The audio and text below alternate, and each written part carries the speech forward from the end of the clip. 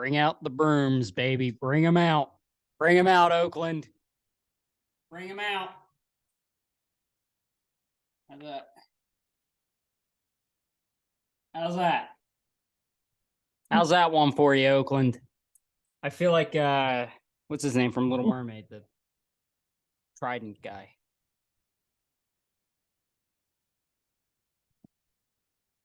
Oakland, what happened, bud? How we doing? I'm back. Told you I'd be back on Sunday. Didn't know when it would be, but I knew it'd be Sunday. Happy Father's Day, everybody. This is who celebrates. Just gonna one more. It's over there now. Hello. Welcome back. Hi, I'm back from vacation. Did you miss me? I hope you all enjoyed the episode I did with Blake that released while I was gone. A lot of positive reviews from that. And Fightins, what'd they do while I was gone? Took 2 out of 3 from the Dodgers, took 3 out of 4 from the D-backs, just swept the A's. Should I go on vacation more? Dear God. Going for a few days. So before we get started, I do want to talk about my vacation because I'm a self-centered piece of human garbage. So Ashlyn and I went on a cruise, 5-day cruise, to Bermuda. So the first day we were there, kind of like chill, get everything together. We left out of New York, and then day one, God, what did we do? Day one, they had like shows. They had like a dinner at the main dining hall, explored kind of everything. We were walking around. And then day 2 was an at sea day, which means all day you're at sea. And then, God, we went to some of the shows they had there, played some of the games, spent so much time at the pools. They had like a water park on the ship. And I'm not much of a drinker. I don't drink that often. However, on the ship, you're able to get like drink packages and stuff like that. Like Ashlyn had the soda package, meaning she prepaid a certain amount of money and she can just get soda at the drop of a hat, which there are people everywhere to give you drinks. Like no matter where you sit down on this cruise, no matter where you are, there's somebody offering you a drink. And Ashlyn, oh, Diet Coke, Sprite, whatever. The alcohol package was a little more, and me and Ashlyn both looked at each other. We're like, we're not gonna drink that much. Holy hell, I drank every single day I was there. And all of a sudden, $11 became less and less money. It started at like $11. Maybe I'll do one. Then the second one, I'm like, $11 ain't that bad. By like the 4th drink, I was like, it's only $11 for a shot. So yeah, that was day 2. And then day 3 and 4, we were in Bermuda. And then day 5 was another at sea day. And then we were done on that Thursday is when we got back. And I think my favorite part of it was they had a silent disco. And for those of you who don't know, a silent disco is when everybody, when you walk into the club, has these headphones and they're playing music. There was 2 stations on this ship. One was like wedding music is the best way I could describe it. Like, the Cha-Cha Slide, like Country Road, Take Me Home, like greatest hits of the 1990s and early 2000s. And the others was like rap and like R&B and like that kind of music. But I have a video and I might post it alongside this on my story of this account.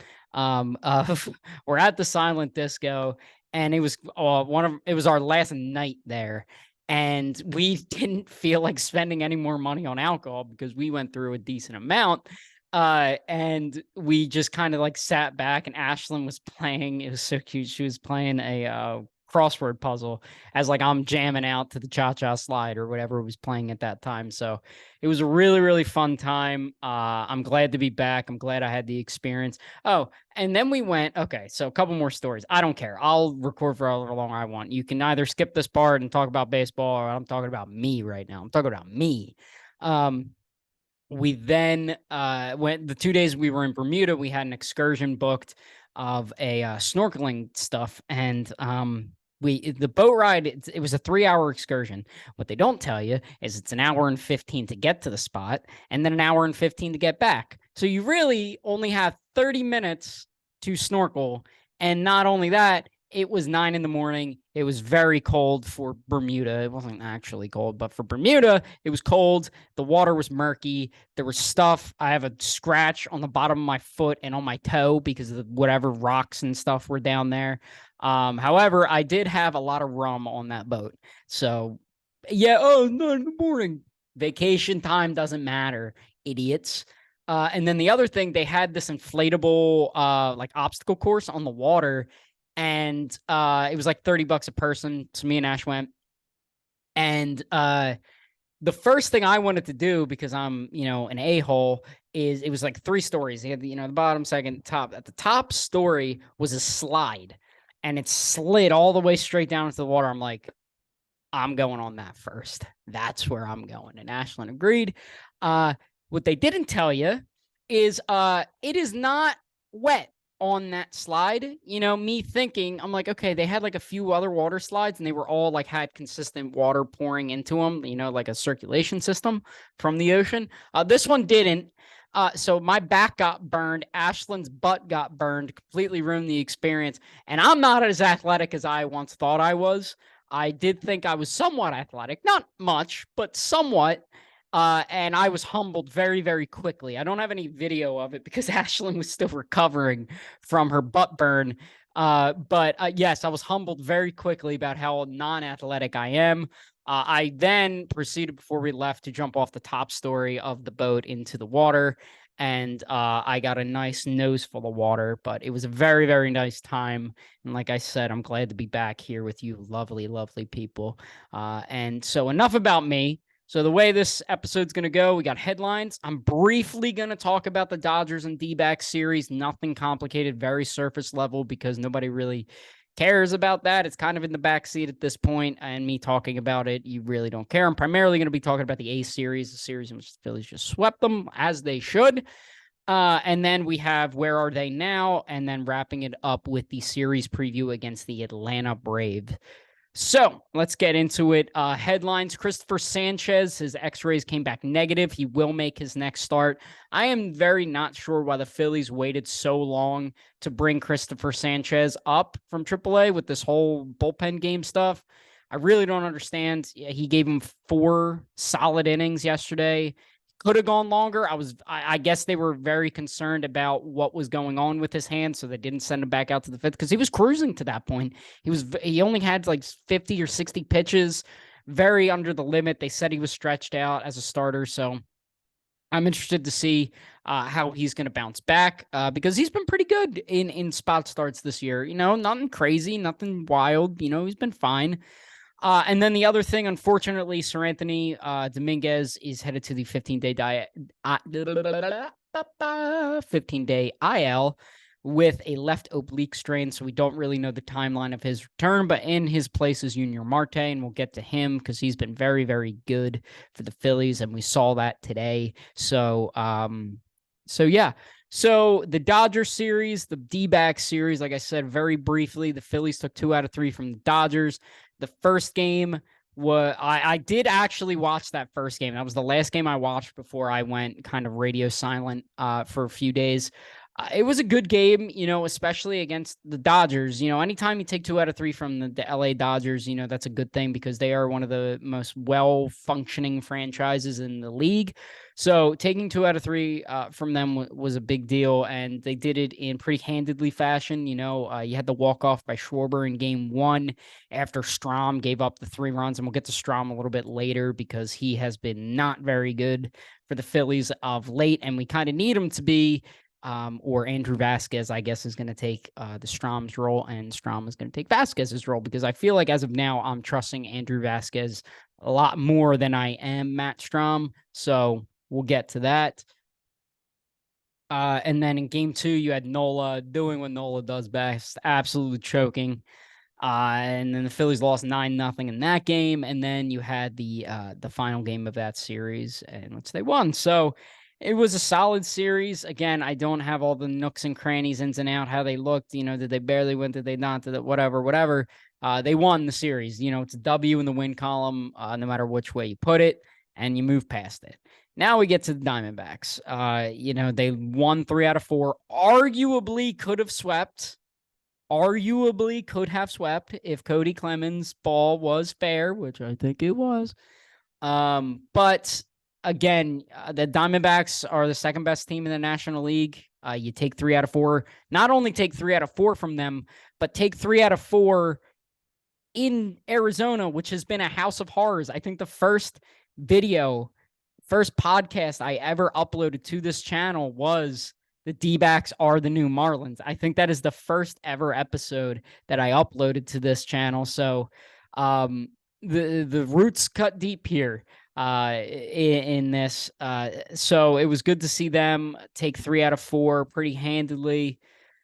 It was good. Nola did his best job to thwart taking 3 out of 4, but luckily for us, Nola put his big boy pants on and said, I got you guys. Say less. I'll pick you guys up. The Phillies went 6-1 on this road trip into 2 places that have been house of horrors for them in years past. So I can't be mad at all, especially they're winning 6 straight right now. Like, come on. And now we'll get to the nitty gritty, the ins and outs. I know I apologize.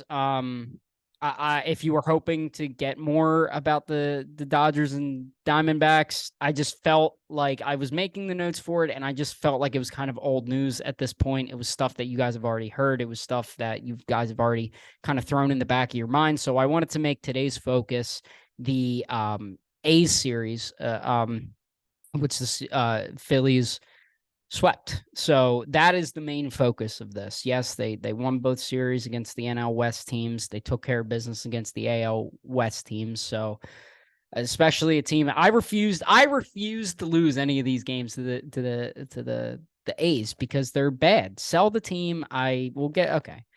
Here's my official statement of it. This is going to be .NET A's for a second here. John Fisher, sell the team. You hate the team. You hate the Athletics. I don't believe in what you're doing.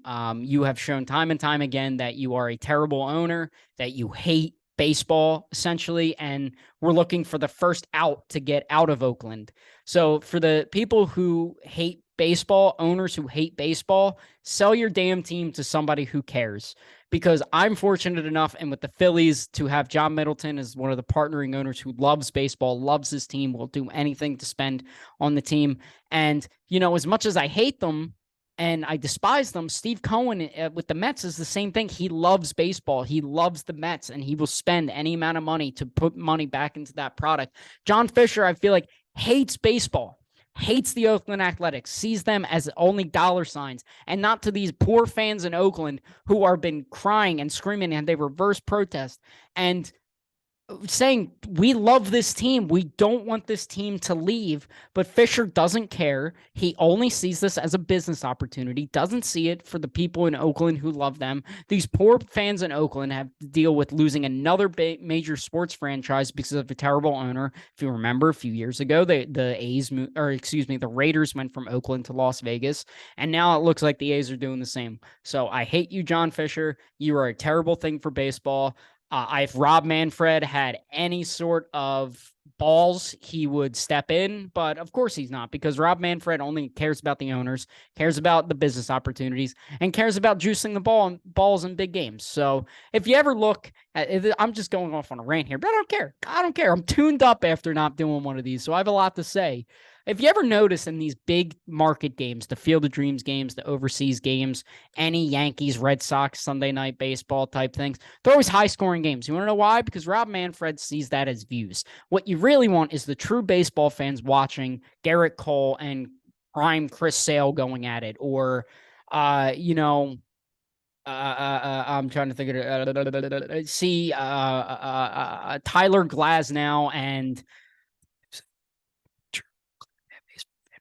you want to see Tyler Glasnow and Zach Gallen go at it. Very random matchup, I know, but those two pitchers off the top of my head that are fantastic. You want to see them go at it as true baseball fans. And Manfred doesn't care. He hates baseball. John Fisher also hates baseball. I feel so bad for the Oakland A's. Because they have such a rich history there, and it sucks. I don't regret what the Phillies did to them this weekend because I refuse to lose to a team that has 19 wins. So yeah, that's my that was .NET A's for a second. I gotta take a drink, and we're back. Okay. Game 1, the Phillies won 6-1. My player of the game, Taijuan Walker. What more can I say about Taijuan Walker? His last 6 starts, he has a 1.75 ERA. His ERA is nearing under 4. Walker has been great.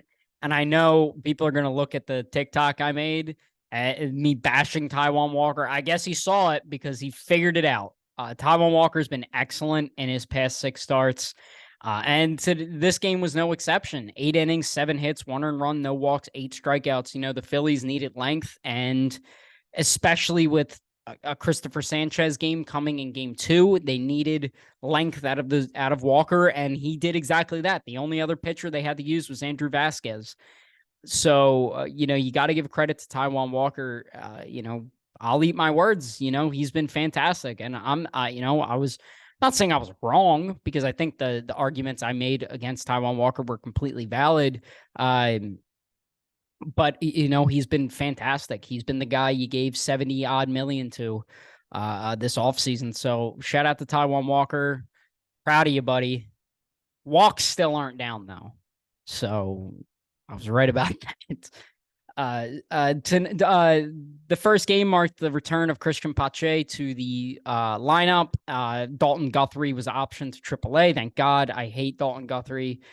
He's a defensive substitution at best. So that's Dalton Guthrie for you. The first pitch of the game was a Schwarbaum to put the Phils up 1-0, followed by a JT solo home run in the second. Esteury Ruiz, who is a fantastic baseball player, he is next in line on the Philly killers. You know, you have Miguel Rojas, Ryan Braun, Luis Ariz, and now add Esteury Ruiz to that because he killed us in this series. I don't have his numbers offhand, but he had another couple hits. And just felt like every time that guy was up, he was hitting a double. So he had an RBI single, and then Bohm hit a 2-run monster Bohm run to make it 4-1. And then the rest of the story was until the 9th was really Taijuan Walker. He kept these A's hitters off balance. And, you know, you can look at this game and go, oh, well, it was just against the A's. But, you know, like I said a couple minutes ago, you look at his last 6 starts, a 1.75 ERA against some pretty good teams, you know, teams including the D-backs. Right? Yeah. No, the Dodgers, excuse me. That's who I meant. The Dodgers. I'm trying to think back of who else. The Mets. You know, he's pitched against very good teams and has been awesome. So shout out to you, Taijuan. You're making me look not dumb. Pardon me. And then Christian Pache proved again why he's so much more valuable than Dalton Guthrie with the diving catch in the 7th. You know, he just had a great read on it. He's very familiar with that park. Obviously, he played with the A's last year. He was the centerpiece in the, I don't know, centerpiece, but he was one of the main pieces in the Matt Olson trade to Atlanta. So, and then we get to the 9th. Castellanos scored on a failed pick-off attempt, and then Alec Bohm with another RBI single to make it 6-1. And can we just stop with Josh Harrison? Can we just stop throwing Josh Harrison out there? He had a hit today. But when I was writing this, he was hitting 211 with a 541 OPS. I'm sure it's worse now. Can we just please stop with Josh Harrison? I get there's injuries and I get all of that, but I just can't run him out. I'm assuming what they're going to do is when Derek Hall's healthy, they're going to DFA him and have Bohm at third and Hall at first. But for the love of God, I'm begging you, I can't do it. I can't with Josh Harrison anymore. I just can't do it. I never want to see him play for my baseball team again. I like him. I like the dude. It's like, you know, it's like God, pitcher 44. Kyle Gibson. It's like Kyle Gibson. I like Kyle Gibson. Him, the person, I hate him as a pitcher, even though he's pitching extremely well with the Orioles right now. So he'll fall off, Aiden. He's going to fall off. When he does, I'm going to be the one laughing. For those of you who don't know, my friend Aiden is an Orioles fan, and he watches, friend of the program. So I wanted to slip that in for him. Kyle Gibson will fall off. Don't you worry. Don't you worry, bud. Kyle Gibson will fall off. Phils are hot. All right, moving on to game 2, which was the most anxiety-ridden dinner I've ever had, and I'll explain in a second. The Phillies won 3-2. My player of the game was Chris Sanchez. Sanchez, 4 innings, 1 hit, no earned runs, 1 walk, 5 strikeouts. Honestly, the whole bullpen, outside of Matt Strom, and I'll get to Strom when we're talking about game 3. But Marte, Soto, Alvarado, Kimbrel, Vasquez, and Hoffman all combined for the rest of the innings. I'm very bad at math. That's why I'm a writer. That's why I went to school for a journalism degree, was because I'm terrible at math. So,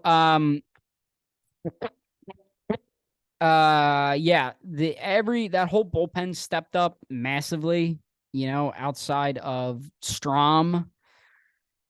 Dogs.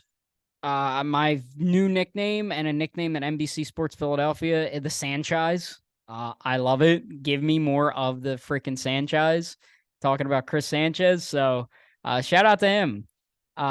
You got the scoring started against Matt Strom in the 5th with a Carlos Perez solo home run. He kind of killed us in this series. In a home run, and then Bryson Stott had a RBI single going up the middle. And no idea how they escaped the 9th. It was a mess. Josh Harrison had an error, more adding to the fact that he's probably going to be DFA'd when Derek Hall's healthy. So thank God for that.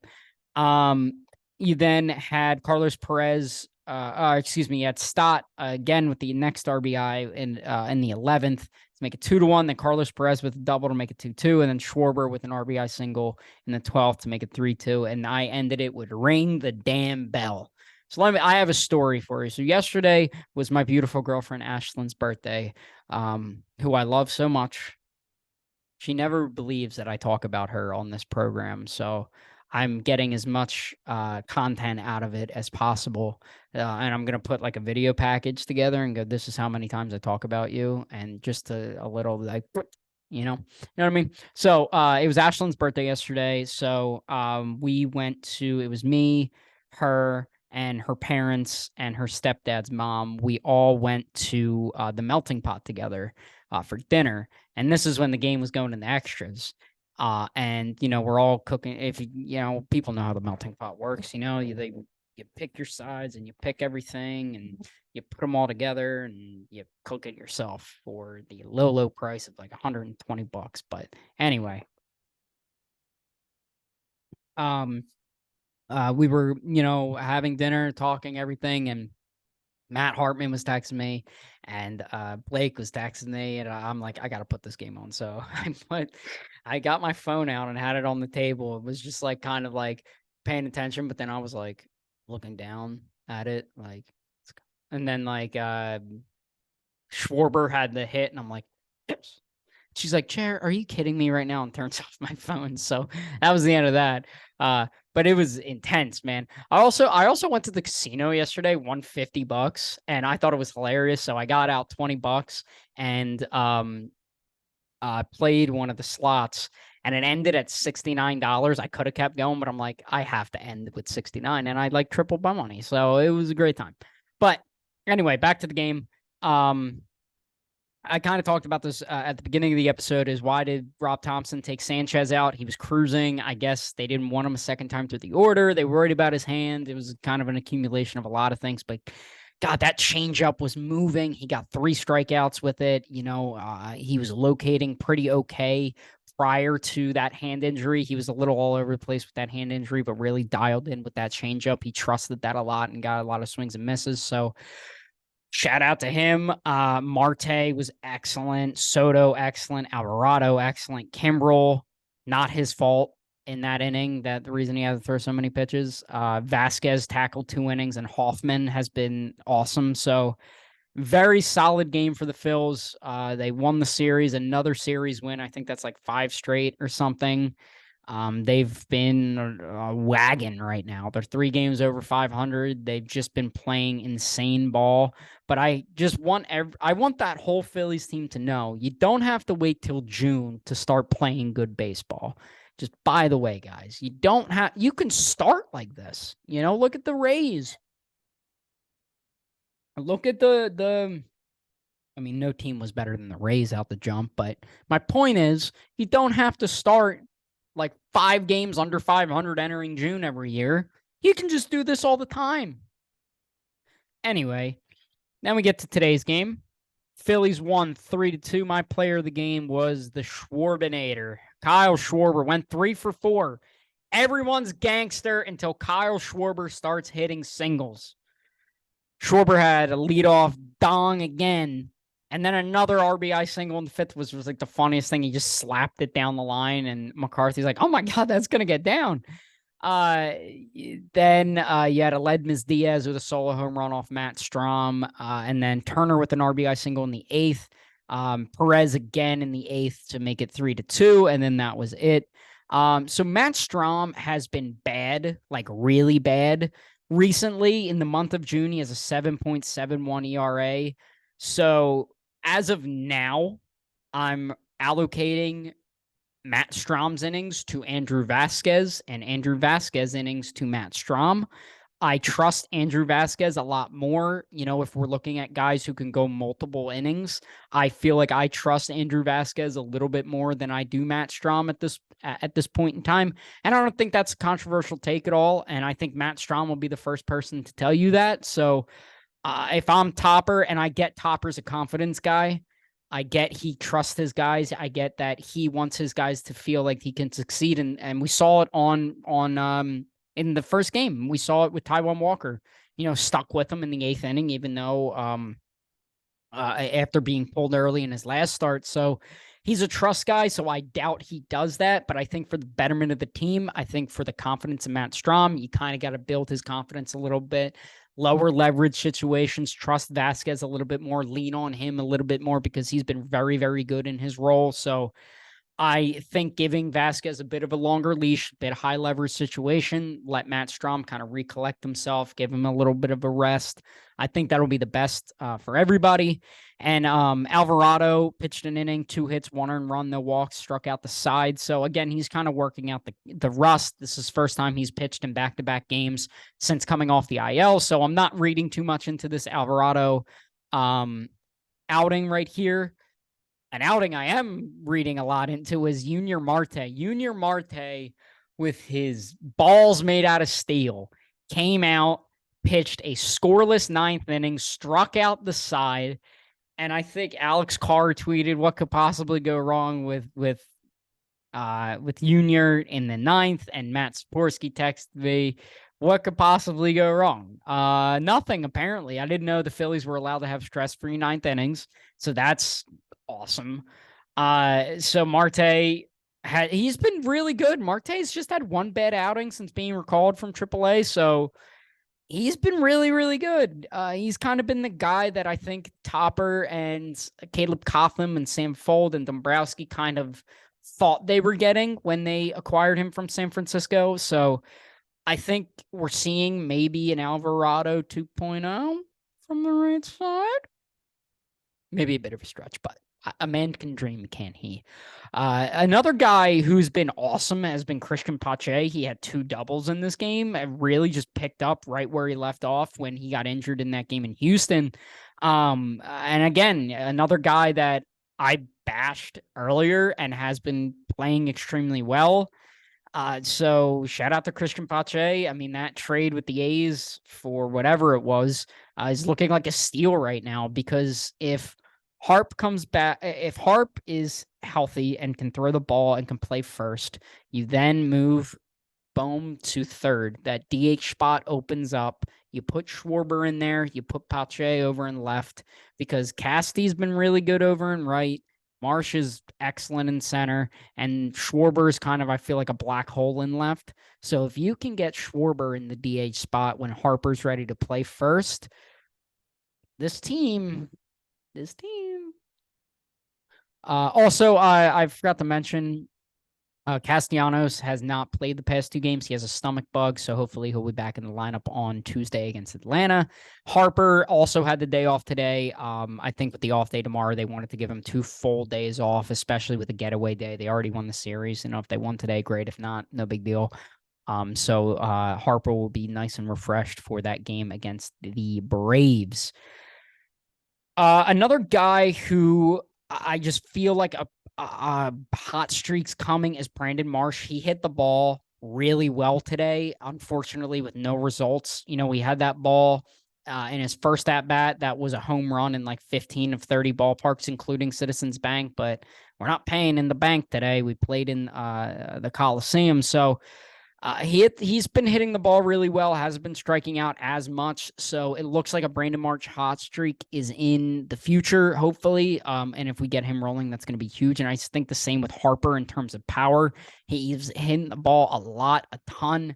Just hasn't been getting the results. We saw it a lot in the Diamondback series. We saw it a couple times in this series. So the power surge for Bryce is coming, and I think the same thing with Marshy. So getting those 2 guys on a roll, mixed in with Casty, mixed in with Stott, mixed in with Schwartz, is going to be big, huge for this team.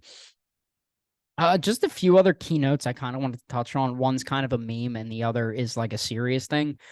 Craig Kimbrell, since May 4th, so it's almost 2 months, is pitched in 16 games, 7 hits, 3 earned runs, 4 walks, and 27 strikeouts. That's a 1.69 ERA. So before you bat an eye at Dirty Craig in the 9th inning, trust him because he's been awesome. And I've been saying this for a while that his numbers on a surface level look really bad, but that's just because, the beginning of the year with Texas, and then he had that big blow up in LA. But other than that, he has been really, really, really good. And it's the same thing with Soto. The peripherals are much better than what the surface level numbers are saying right now. So shout out to Craig Kimbrell, and the numbers are actually probably better now. But JT Realmuto, obviously, we look at last year, and what really turned around his season was not being able to go to Canada because of the vaccination thing. And that kind of turned around his season. He hit like over 300 after that, finished 7th in the MVP voting. Another hilarious thing is former Vice President Mike Pence announced his presidency on June 7th. But since that time, JT's hitting 310 with a 412 on base and an 828 slugging. That's a 1239 OPS. So more Republican leaders just start supporting your country, and JT Realmuto is going to come back. So this mug is like sticky. I got lightheaded a little bit. It's fine. I'm a man. Oh, that really is. Oh, it's the stuff on my hands. Ain't catch me slipping. So now, now another edition of Where Are They Now? Hey, hey, hey, hey. All right. Welcome back to another edition of Where Are They Now? Our 3 subjects are interesting. We have one that is kind of a deep cut in the Phillies lore, I guess. One, not really, and the other is just hilarious to talk about in hindsight. Our first player is Jake Thompson. Jake Thompson, if you remember, well, that name sounds familiar, and it's kind of a deep cut in 2 ways, so I'll get to why.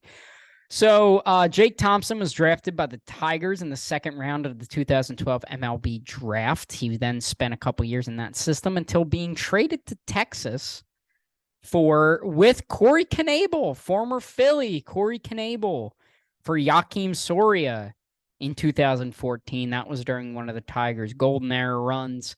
Corey Knebel sent over to Texas with Jake Thompson. And now this is the big one. How did he get to the Phillies? And why does that name sound so familiar? I'll tell you why.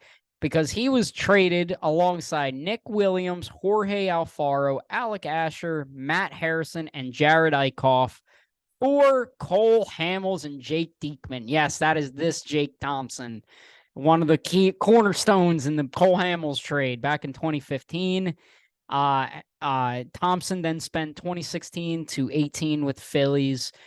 In 30 games, 18 games started, 116 innings, 116 and a third innings, 117 hits, 63 earned runs, 61 walks, 81 strikeouts. That's a 4.87 ERA. So not particularly great. He was then in August designated for assignment by the Phillies. So one of those prospects they got for Cole Hamels did not work out, unfortunately. None of them really did.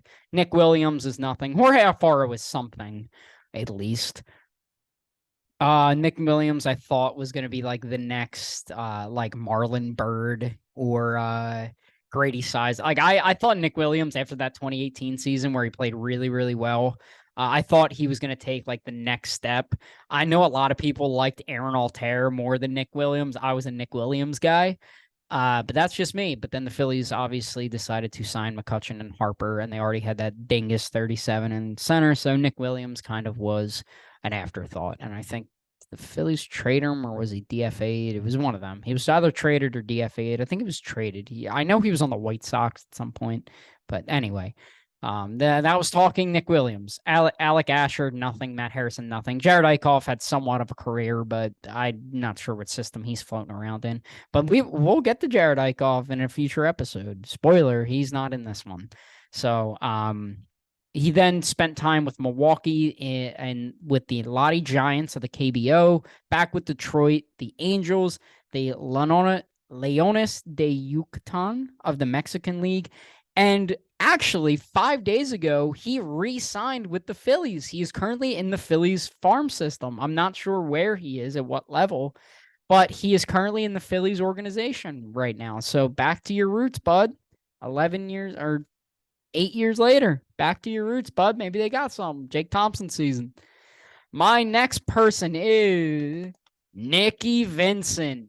And Nick Vincent wasn't terrible for the Phillies, but it was kind of like how Brad Hand was, where his ERA looks really good, but his peripherals are atrocious.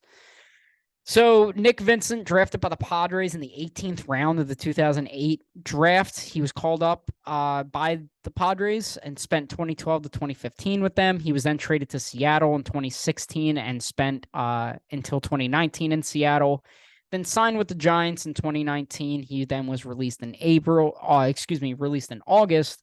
Then a couple days later, signed with the Phillies. And with the Phillies in 14 games, 14 innings pitched, 11 hits, 3 earned runs, 4 walks, 17 strikeouts to a 1.93 ERA. So he wasn't terrible, but again, it was like Brad Hand, where his peripherals were like awful. So after the Phillies, he spent time with the Giants, the Marlins, the Rangers, the Twins, the Braves, and the Tigers. He hasn't pitched since 2021, but the 2 years after he left Philly, 28 games, 35 innings pitched, 29 hits, 12 earned runs, 11 walks, 26 strikeouts to the tune of a 3.09 ERA. So he wasn't bad, but it was like Brad Hand, and I keep referring to that because Brad Hand is the most recent example of a guy having a really good ERA, but he loves his inherited runners. I just hated anytime Gabe would go to Nick Vincent, and I never trust a guy who's signed in August off waivers. So it's always a desperation move. But that's Nick Vincent. And now here we get to the meme. The biggest scam artist of them all. The guy who got winded walking down the first base. The guy who was supposed to be the next Cole Hamels. The guy who was supposed to be the next coming of Christ in Philadelphia. The guy who was supposed to be the number 3 behind Zach Wheeler and Aaron Nola. I, of course, am talking about second-round pick of the 2017 MLB draft, Spencer Howard. Spencer Howard, boy, golly, does he suck at baseball. He was called up in 2020, made his start against the Braves. I remember that. I was at Ashland's grandma when he made his major league debut. In 2020 and 2021 with the Phillies, he pitched in 17 games, 13 starts, 52 and 2/3, 55 hits, 34 earned runs, 27 walks, 54 strikeouts to the tune of a 5.86 ERA. I hated watching Spencer Howard pitch. Obviously, if you remember in 2021, Spencer Howard piggyback with Ranger Suarez. Ranger Suarez, we didn't know exactly how they were going to use him. That was the year they kind of used Ranger everywhere as a piggyback, as a starter. He was the closer at one point. That was the Ranger year, I guess, until finally settling as a starter. And he was just bad. It just everything. He sucked. He couldn't locate. He got tired walking down the first. Like he was in the fourth inning, and in the first inning, his fastball velocity was like 98, and then by the third or fourth inning, it was like at 92. This guy sucks. But luckily, being good old Dave Dombrowski made a move at the 2021 trade deadline. And I think everybody remembers this. Spencer Howard was traded alongside Kevin Gowdy and Josh Gesner to the Texas Rangers for Kyle Gibson, Ian Kennedy, and Hans Kraus. Kyle Gibson, obviously, major contributor in that World Series push last year, even though he wasn't, and I don't like him as a pitcher, but I like him. Ian Kennedy, I hated how Joe Girardi always put him in the ninth inning of every game, even though he sucked. And Hans Kraus is still currently in the Phillies system, and I think I see some upside with him. I like him as a prospect, so there we go. But we're not here to talk about Hans Kraus. That's a future episode with Texas. With Texas. Spencer Howard, 19 games, 16 games started, 59 and a third innings, 82 hits, 58 earned runs, 16 walks, 53 strikeouts. That is an 8.83 ERA. He is currently on the big league roster because Jacob deGrom has gotten Tommy John surgery. So that's the same guy, right? You throw out Spencer Howard or flip a coin and you get Jacob deGrom. I don't know how in God's name Spencer Howard was as highly touted as a prospect as he was, but he ain't our problem anymore. We got a World Series, a National League Championship ring out of it, so I guess there's that. So, yeah, people were really mad that the Phillies were trading Spencer Howard for Kyle Gibson, but in hindsight, that was the right move at the time, so there we go. And that concludes another edition of Where Are They Now? A little trip down memory lane. I'm enjoying doing this because I get to see what guys are doing. Because I would have never known Jake Thompson was back in the Phillies system without this. So there we go. So we got the big bad Braves coming in. Quite literally the two hottest teams in baseball right now are playing on Tuesday. That's the Phillies and that's the Braves. The Braves are one game up on the Phillies in terms of June, what their numbers are in June. It goes Braves, then the Phillies. So two immovable forces are going at it right now. Which the starters haven't been announced, but it's probably going to be Nola, Suarez, and Walker are probably going to be the three starters, and I'm not sure who's going to be for the Braves. I'm sure we'll see Strider, I think, Morton, Max Fried. No, Max Fried's hurt, isn't he? I think so. I don't know who they're throwing. Whoever they throw out, they're good. It's infuriating, but anyway. You just key to this series is contain Ronald Acuna. I know that's hard, and it's probably he's going to hit a back-breaking home run against us because that's just the type of guy Ronald Acuna Jr. is, and the player he's going to be and will continue to be. But he's awesome. So, sorry. So that's gonna wrap it up here. I hope you enjoyed this episode. I am going to be back on Thursday after the Phillies wrap up the series against the Atlanta Braves. So thank you so much for watching. Feel free to follow all socials down below and subscribe, all that stuff, yada, yada, yada. Thanks for watching. See you.